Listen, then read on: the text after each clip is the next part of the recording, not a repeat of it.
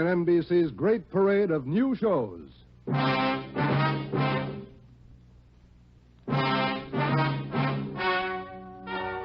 Ladies and gentlemen, the story you are about to hear is true. Only the names have been changed to protect the innocent. NBC brings you Dragnet.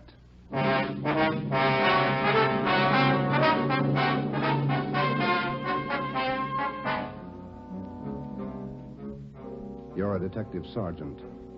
You're assigned to homicide. There's a mad killer at large in your city. A woman has been brutally slain, the body mutilated. The picture is clear. The killer has a thirst for blood. Your job, get him. Dragnet, the documented drama of an actual crime, investigated and solved by the men who unrelentingly stand watch on the security of your home, your family, and your life. For the next 30 minutes, transcribed in cooperation with the Los Angeles Police Department, you will travel step by step on the side of the law through an actual case from official police files. From beginning to end, from crime to punishment, Dragnet is the story of your police force in action.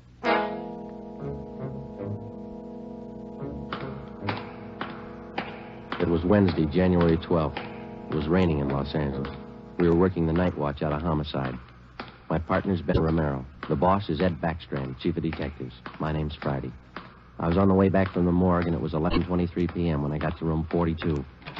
Homicide. Hi, Joe. Chief wants to see you. He's in there with Romero. Thanks, Chandler. How's the wife? Fine. How about your mother? Better, thanks. Hi, Joe. Hi. Friday, sit down. Did they post the body yet? In the morning. Pretty messy. Strangled and mutilated. The guy's a maniac, Skipper. The body shows it. A murder like this, anybody's a suspect. The coroner looked at the body. He says the weapon was a long, sharp instrument. Found her in a hotel down on East 3rd Street. Manager's son discovered her about 7:30. You talked to him? It was too much for him. He passed out. Manager wasn't home. We'll check with him before midnight. Close to it now, Joe. We better get going. All right. The boys from the crime lab check the room. They're still down there, Ed. The place is a mess. Get back as soon as you can. We're working straight through on this thing. That's a hot shot. I'll get it. At the Lux Hotel, room 219, corner of South Grand and Cordova. Dead body. Possible homicide. The Lux Hotel, room 219, corner of South Grand and Cordova. A dead... What is it, Friday? Lux Hotel, possible homicide. Busy night. Yeah. You coming, Ed? Right. Let's go.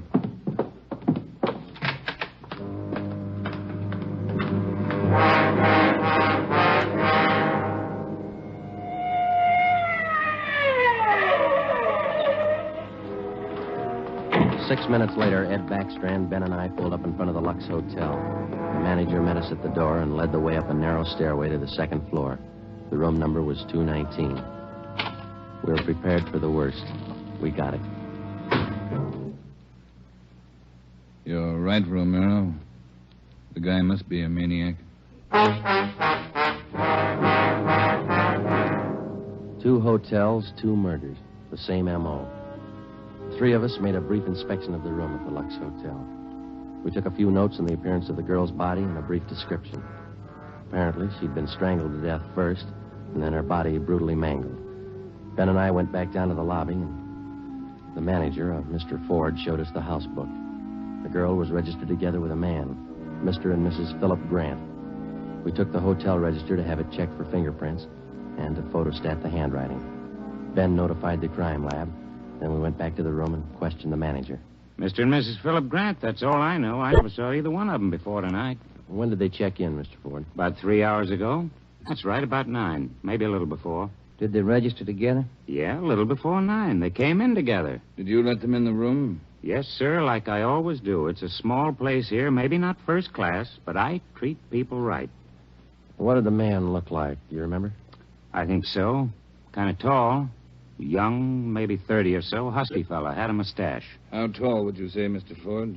Oh, about your height, Wade. Must have been at least 180. Seemed like a nice fella. Would you know him if you saw him again? I think so. People sure don't act like they look. You think it was him? Can you think of anybody else? Well, no. I never saw 'em before tonight, either one of 'em. I don't know anything about it. Did you notice anything in particular about them when they came in? Well, he didn't show it, but it looked like she'd been drinking a little, giggling, you know. And you didn't see this man Grant leave the hotel? No, I didn't. I must have been checking the account books back of the desk. Guess he got by me. Is there a back entrance to the hotel, Mr. Ford? No, he had to come out this way, all right. How about the fire escape? I never thought of that. Say, I bet you cops think I'm trying to hide something. How did you happen to find the body? I don't know anything about it, honest. I've been running the hotel for 10 years now. Everybody knows me around here. You can ask at the bank. All right, Mr. Ford. Now, would you mind telling us how you happened to find the body? I don't want a lot of lousy newspaper publicity. Give the place a bad name. Can you blame me? The newspapers won't get your name from us. All we want to know is how you happened to find the body. Well, I told you. It's a small place here, but I like to treat people right. A couple hours after they checked in, I remembered I forgot to fill the ice water pitcher in the room.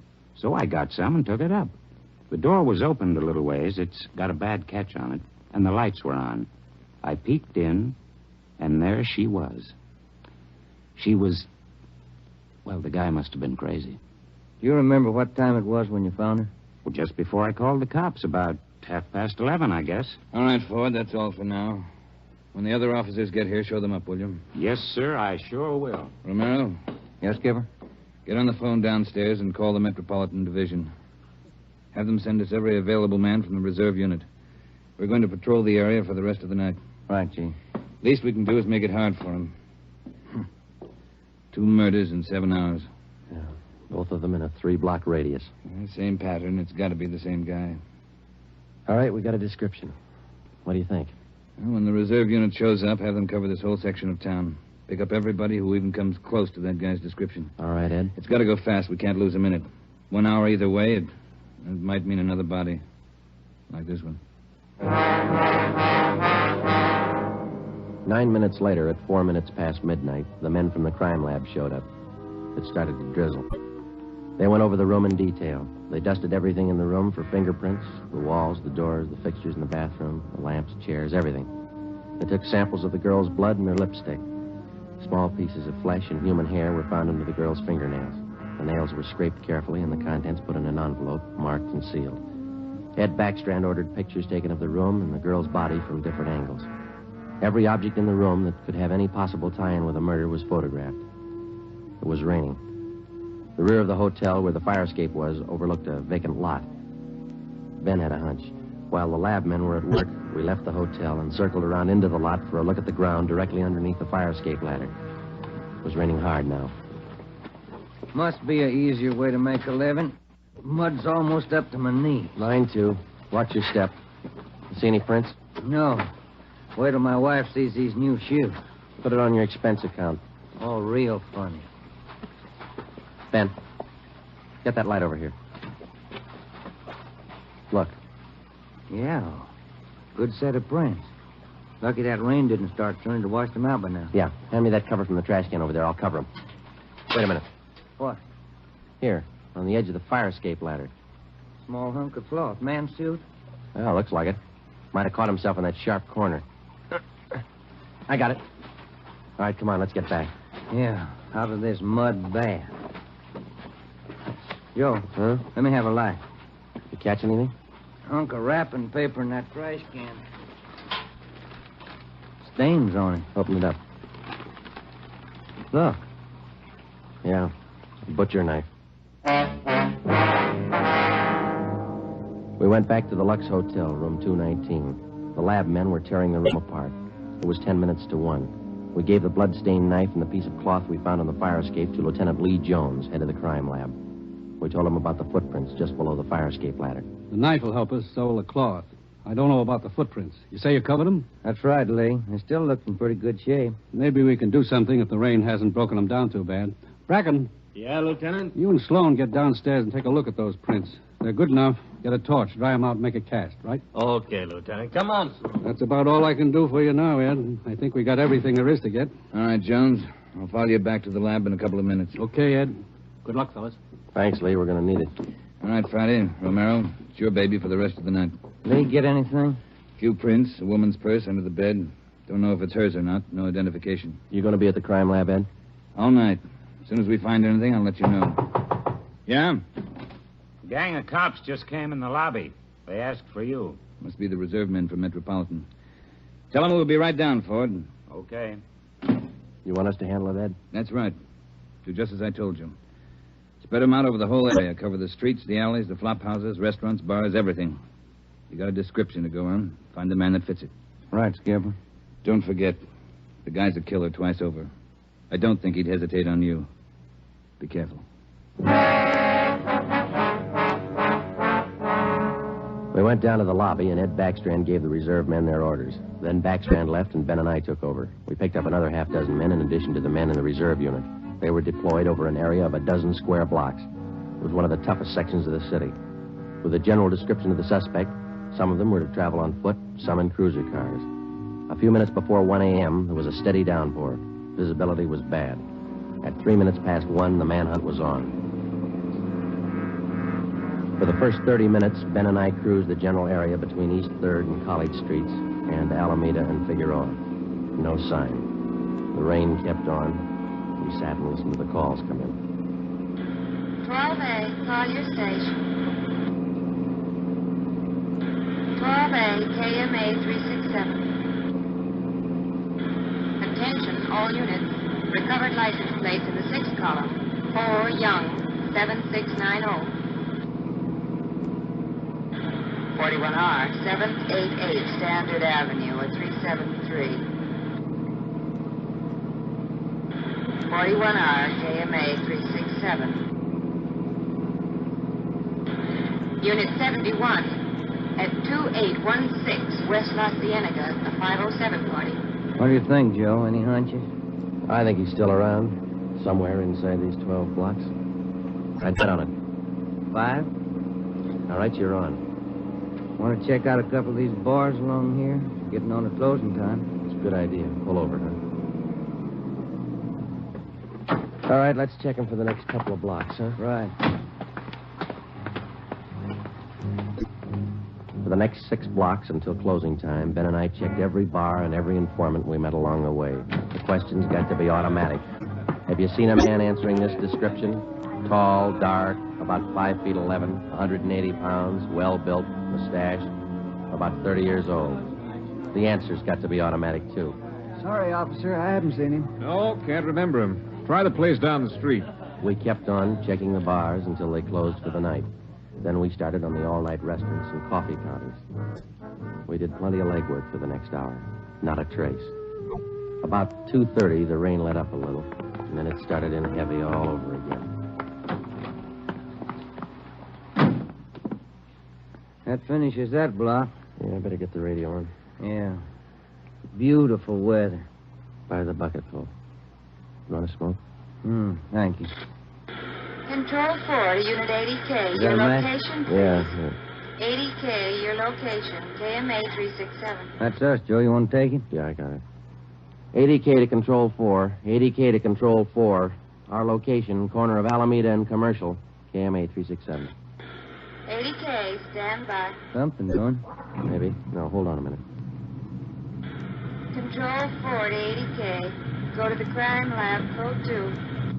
80K to Control 4, KMA 367. Crime lab. Maybe those prints paid off. Well, I hope so. Let's go. That killer sure picked fine weather to work in. Feels like I'd just been swimming in these clothes. Yeah. I hope those guys in the crime lab have the heater on. A hot bath and a warm bed lead me on. Attention, all units. Hold it. Let's get the radio. All units. At 420 St. John's Place, a woman screaming.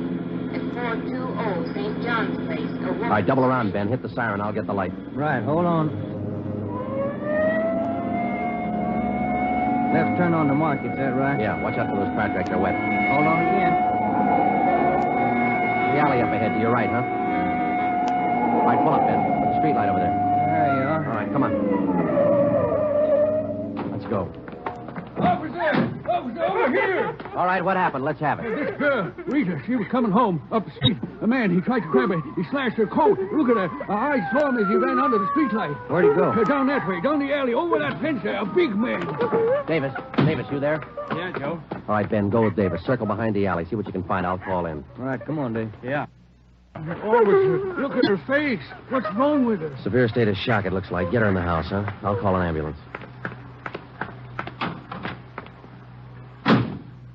80K to Control 4. 80K to Control 4. Control 4, go ahead. Direct all units in the vicinity to converge on area around St. John's Place from Jackson to Banning Street. A woman attacked by large man with knife. Suspect left seen on foot. Possibly still in area. Request ambulance. KMA 367. 80K, Roger, stand by. Attention, all units. Attention, all units. Converge on area around St. John's Place, Jackson to Banning Street. 80K reports woman attacked by large man with knife. Suspect left seen on foot. In 3 minutes, the area around St. John's Place was surrounded. For the next hour, the men combed the neighborhood back and forth. Every building, every storehouse in the 2 square blocks was searched from basement to attic. No trace. The girl, Rita, was hysterical. She could give us only a bare description of her attacker. At 3:45 a.m., a detail was assigned to patrol the area, and the rest of the cars and men were deployed again in the general area from Figueroa to Alameda Street and East 3rd to College Street. The manhunt went on. So did the rain. At 3:54, Ben and I checked in at the Old City Jail building, 2nd floor, the crime lab. Chief Ed Backstrand and Lee Jones were waiting for us. Heard about the call.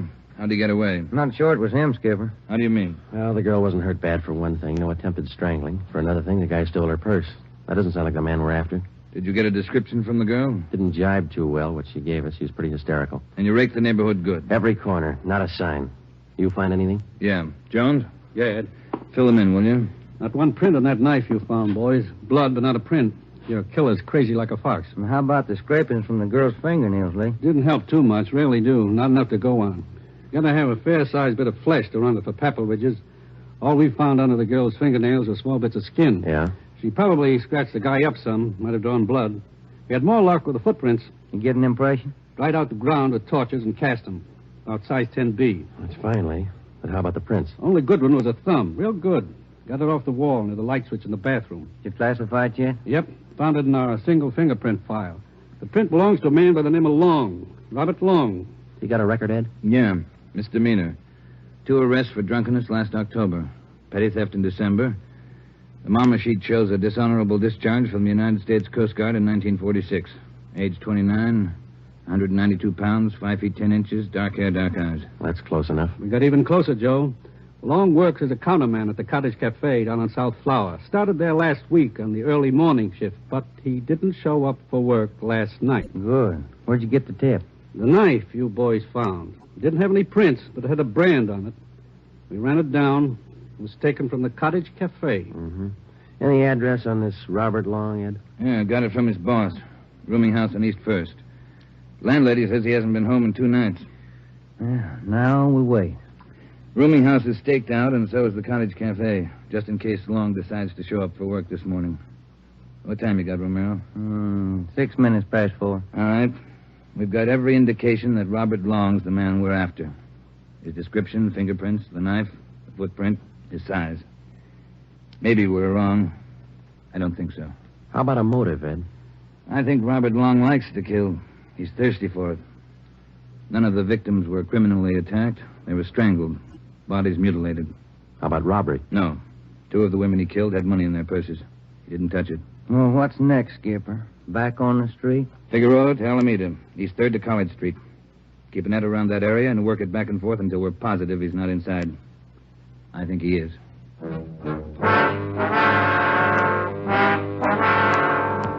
At 10 minutes past 4 a.m., Ed Backstrand, Ben, and I left the crime lab and drove to the surrounded area. It was still raining. We passed several patrolmen from the reserve unit making the rounds. They didn't look any more comfortable than we felt. At Broadway and Alpine Street, Ben and I got out and started patrolling on foot again. Backstrand followed in the car to maintain a radio check. We must have covered 24 blocks and a half a dozen coffee counters before we got to the Criterion Restaurant and Donut Shop, a few blocks up the street from the Cottage Cafe. Hey, Skipper, you want to take a minute for some hot coffee? I'll keep an ear on the radio. You 2 go ahead. You look drenched. Yeah, we are. Can we bring you some back in a paper carton?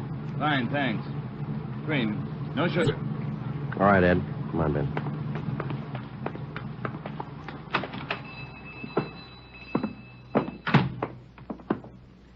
Place is empty. Yeah. Yes, sir, gentlemen. What'll it be? Hot coffee? Yeah, there's two of us here. Can you fix up one to go? Sure thing. Say, on that one to go, cream, no sugar. Right. Say, you fellas cops? Yeah, why? No offense, just wondering. Here you are. Thank you. Cop in uniform was around a couple hours ago. Wanted to know if I'd seen some guy he was looking for. Tall, about 190 pounds, mustache, about 30 years old. Yeah, that's the description he gave me. He was looking for the guy. So are we. Say, that's good. That other cop came in right at my busiest time, a little after 2, when the bars closed. You know, it gets pretty rushed, and I didn't have much time to think, so I just said no. Then after the cop left, I remembered. You saw a man answering that description tonight? Yeah. I would have told the cop, but I was rushed. You know how it is. No time to think, and then I remembered. Are you sure? Oh, I'm sure, all right. Whoever he is, he's a lady killer. What do you mean? No offense. There was a sharp-looking dame down the end of the counter, and this guy breezes in and picks her up. Talks to her about 20 minutes, buys her a cup of coffee, and they walk out together. You remember what she looked like? Oh, nice-looking dame. Not beautiful, you know, more on the cute side. Ben, you got that morgue shot? Oh, yeah. Here it is. Thanks. Here's a picture. This the girl? Let's see. Yeah, that's her. Who is she? I don't know, mister. Down at the morgue, they call her Jane Doe, number 7. Just by accident, we'd come across a concrete lead on the killer's method of operation. The picture we showed the man in the donut shop was a shot of the strangler's first victim the night before. Evidently, the killer would enter a bar, coffee shop, or restaurant, strike up a conversation with a woman, make friends with her, either buy her drinks or invite her to a bar in the neighborhood, and then the rest of the puzzle was still unsolved. We went back to the cottage cafe and checked with the men on stakeout. Not a sign of them, Chief. How are you men covering the place? Baxter up in front in the booth across from the cash register. Lyman's back with the dishwashers. I'm at the counter. When's Long due to report for work, Dave? At 5. About 20 minutes to go. You're lucky you're inside. It's wet out there. You'll look it. All right, Davis. We'll be around about 5. Right, Chief. Let's get back in the car.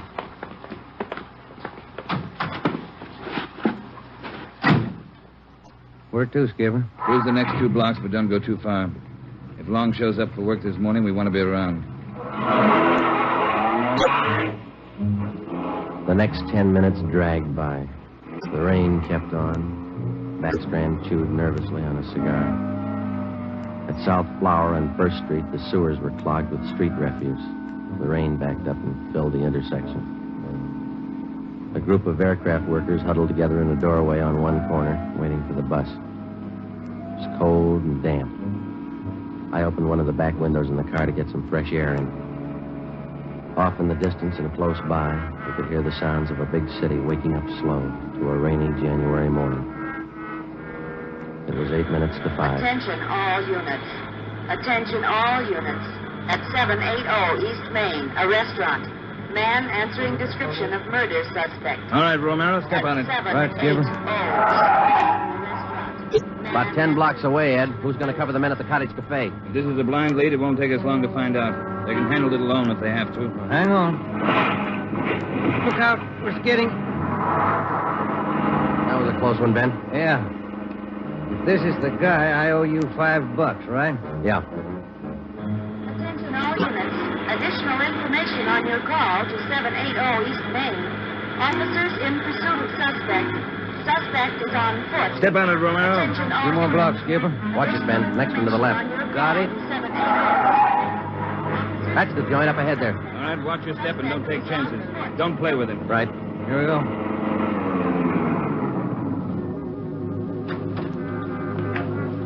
He went out the back, ran down that alley. Come on, Ben. Behind you. You men, hustle it. Circle around the block and choke off the alley. Fast. Emerson, home. Go with them. Right. All right, over the fence, Ben. Ben, look out, look out. You all right? It's not that good. Come on, Joe. All right. There he goes. Between the buildings. Stop or I'll shoot. The next house. He ducked into the basement. All right, cover me. Right. Come on, he broke through the garage doors. There's Davis. Dave, he slipped through. Get down to the next corner and ring the block. Yeah. Ben, did you follow him? Yeah, right on his tail, that warehouse, a couple of lots over. He went through the back. There it is, Joe. All right, don't go in blind. Watch out. All right, you haven't got a chance. Come out with your hands up. He's not stopping, Joe. All right, let's fan out. All right, Ben, cover me. I'm going for the door. All right, Ben, come on. You're clear. You spot him? There he is. Let's get him. Close. He's in a good spot. Let's move. He's up in the loft. Come on, let's head for the stairs. Will you? Easy. You spot him, Ben? No. Not a sign. Ben, look out. That packing tape.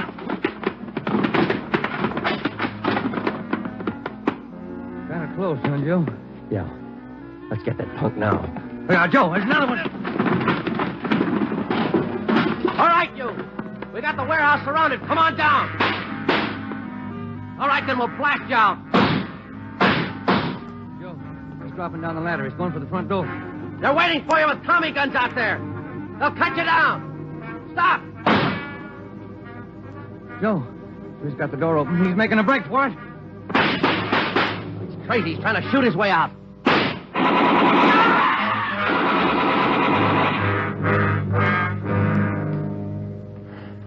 Well, he asked for it.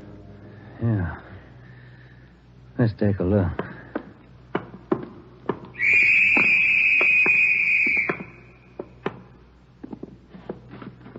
Messed up. Well, like his girlfriends. Well, maybe he just didn't like women. Maybe. Hi, Ed. You all right? Tired. This is him, huh? Even the scratches that girl made on his face. Description match? 5 feet 10, 192 pounds, dark hair, dark eyes, age 29. Robert Long, killer.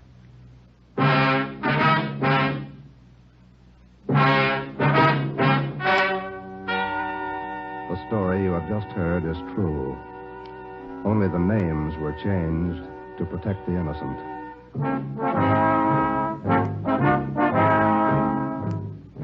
You have just heard the 10th in a new series of authentic cases transcribed from official files. Technical advice for Dragnet is furnished by the Los Angeles Police Department. Tonight's program is dedicated to Detective Louis A. Abbott of the Chicago Police Department, who on the afternoon of March 3rd, 1947, gave his life so that yours might be more secure.